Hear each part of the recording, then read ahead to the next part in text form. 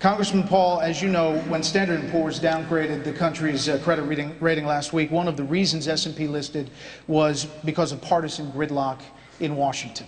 Congressman, what specific things would you do as president to increase growth, calm the markets, create jobs that could pass through a divided Congress? Well, they didn't downgrade it mainly because they couldn't come to a conclusion. They couldn't come to a conclusion because they didn't know what was going on. The country's bankrupt and nobody wanted to admit it. And when you're bankrupt, you can't keep spending. And all these proposed cuts weren't cuts at all. What you have to do is restore sound money. You have to understand why you have a business cycle, why you have booms and busts. If you don't do that, there's no way you can solve these problems. And the booms and busts comes from a failed monetary system. The interest rates that are way lower than they should be encourages malinvestment and debt. And to get out of that, all this other tinkering, you cannot do that unless you liquidate debt. You don't bail out the people that are bankrupt and dump the debt on the people. That is what's happened. So you have to allow liquidation of debt, eliminate the malinvestment, then you go back and you can get growth again by having a better tax structure, lower taxes, invite capital back into this country, get a lot less regulations, and under those conditions you can have growth again. And you can get it through a divided Congress. Well, the divided Congress will exist for a long time to come. Yes, you would have to get it through a divided Congress. But the one thing is, if you approach it constitutionally, if you approach it on the principles of liberty, you can bring people together. If we have to cut, maybe we wouldn't be so determined that you can't cut one nickel out of the militarism around the world. Neither the Democrats or the Republicans want to cut that. So if you want to cut, you have to put the militarism on the table as well. Congressman Paul, you're opposed to a system that requires employers to verify the immigration status of their workers. Why would you want to eliminate one more tool to help curb illegal immigration? I don't like putting the burden on our businessman to be the policeman. That means he has to be a policing activity. And I also resent the fact that illegals come into this country and they do have problems, but if a church helps them and feeds them, we don't blame the church, or at least we shouldn't in a free society. But I have a strong position on immigration. I don't think that we should give amnesty and they become voters, but I do think we should deal with our borders. But one way that I would suggest that we could do it is pay a lot less attention to the borders between Afghanistan and Iraq and Pakistan, and bring our troops home and deal with the border. But why do we pay more attention to the borders overseas and less attention to the borders here at home?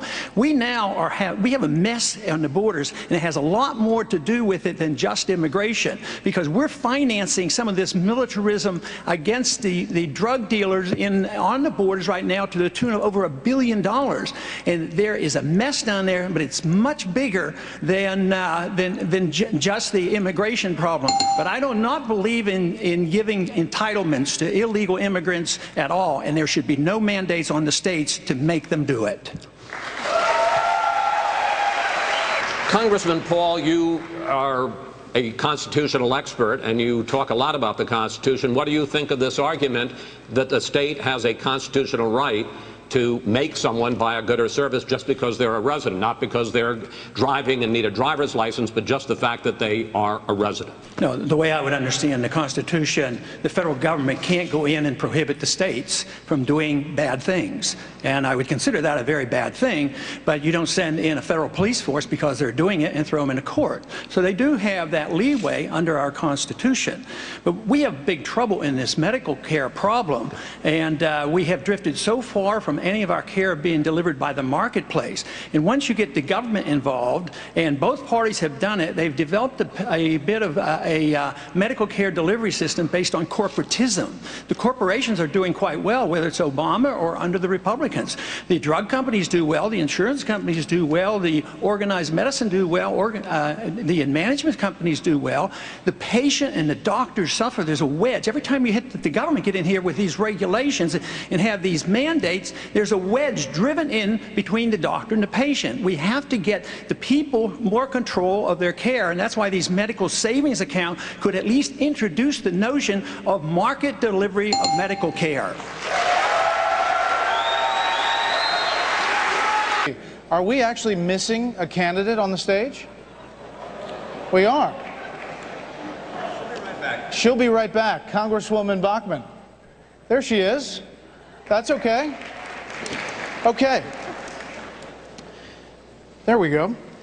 Texas Governor Rick Perry obviously is not here tonight. He is giving a speech on Saturday in South Carolina. We're told he's getting into this race, but he's not answering questions tonight. He's not taking part in the straw poll on Saturday. So is he outsmarting you? 30 seconds, Congressman Paul. Well, maybe he didn't want to face up to the challenge, for all we know.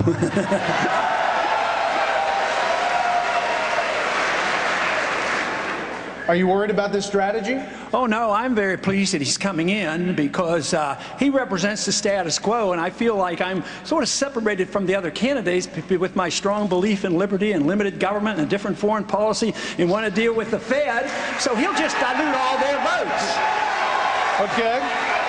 Congressman Paul, you say that President Obama is not too soft on Iran. You say that he is too tough on Iran. I want to put up some of your statements. Sanctions are not diplomacy, you say. They are a precursor to war and an embarrassment to a country that pays lip service to free trade.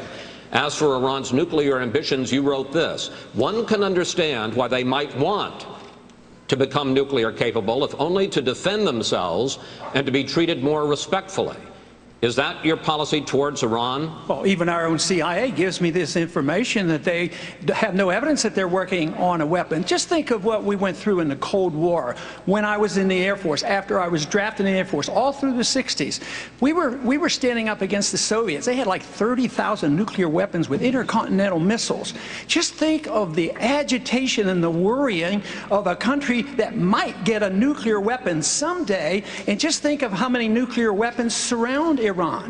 The Chinese are there, the Indians are there, the Pakistanis are there, the Israelis are there, the United States is there. All these countries. China has nuclear weapons. Why wouldn't it be natural that they might want a weapon? There'd be, internationally, they'd be given more respect. Why should we write people off? There was, you know, in the 50s, we at least talked to them. At least our leaders and Reagan talked to the Soviets. What's so terribly bad about this? And people, countries that you put sanctions on, you are more likely to fight them. I say a policy of peace is free trade, stay out of their internal business, don't get involved in these wars, and just bring our troops home.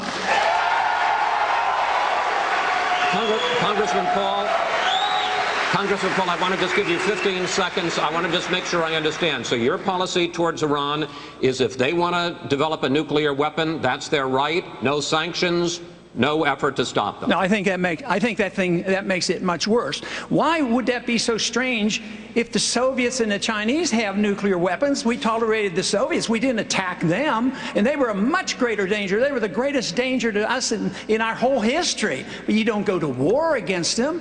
I mean, this whole idea of sanctions, all these pretend free traders, they're the ones who put on these trade sanctions. This is why we still don't have trade relationships with Cuba. It's about time we talk to Cuba and stop fighting these wars that are about 30 or 40 years old.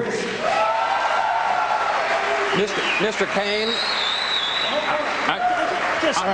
Senator Santorum, I got a question for you. Well, as the author of the Iran Freedom Support Act, which he is criticizing, because I authored it when I was in the United States the Senate would actually impose sanctions on Iran because of their nuclear program. Iran is not Iceland, Ron.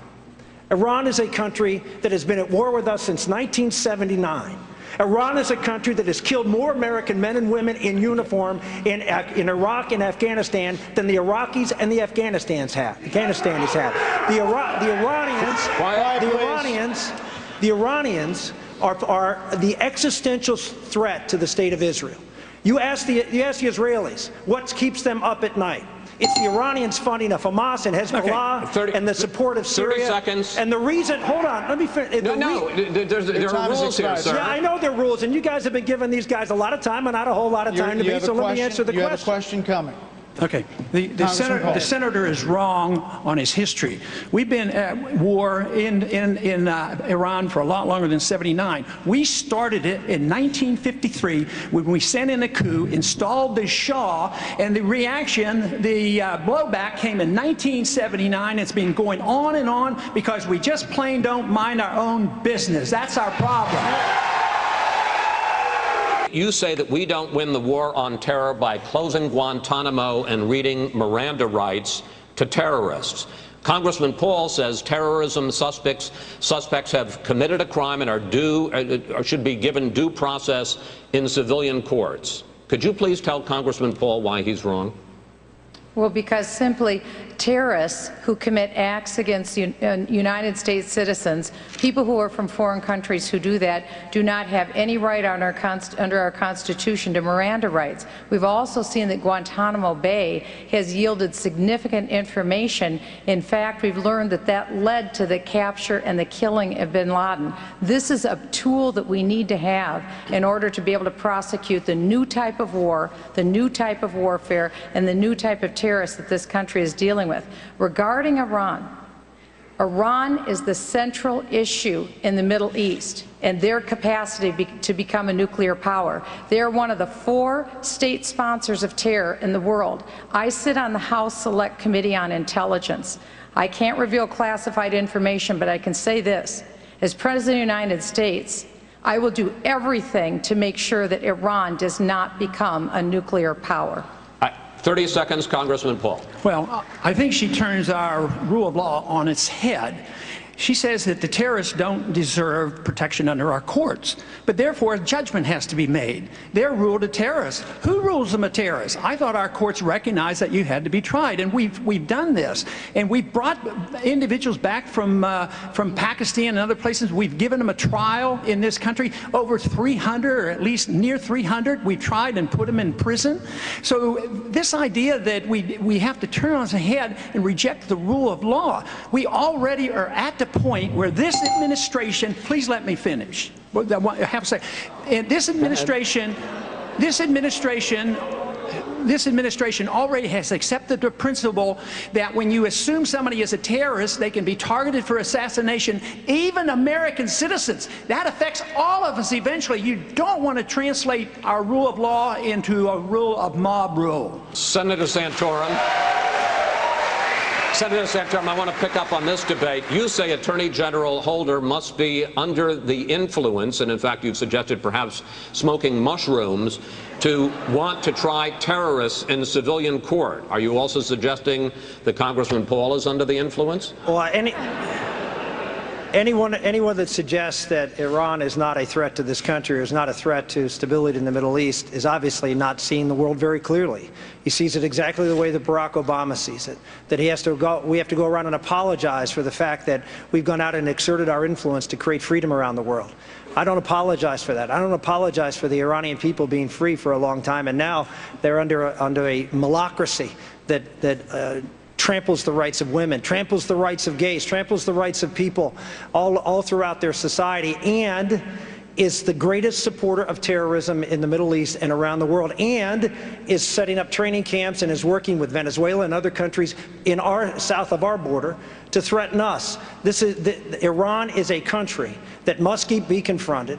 I was in front of this curb. I authored the Iran Freedom Support Act back in 2004. It was blocked by Joe Biden, nonetheless, and Barack Obama once. We got it passed, and I can tell you, if Rick Santorum and when Rick Santorum is president, Iran will not get a nuclear weapon because the world as we know it will be no more. Congressman Paul, 30 seconds. You've heard the war propaganda that is liable to lead us into the 6th war, and I worry about that position. Iran is a threat because they have some militants there. But believe me, they're all around the world, and they're all around the world, and they're not a whole lot different than others. Iran does not have an air force that can come here. They can't even make enough gasoline for themselves. And here we are building this case out, please. They're building up this case just like we did in Iraq. Build up the war propaganda. There was no Al-Qaeda in Iraq, and they had nuclear nuclear weapons, and we had to go in. I'm sure you supported that war as well. Yeah. It's time we quit this. It's time. It's trillions of dollars we're spending on these wars.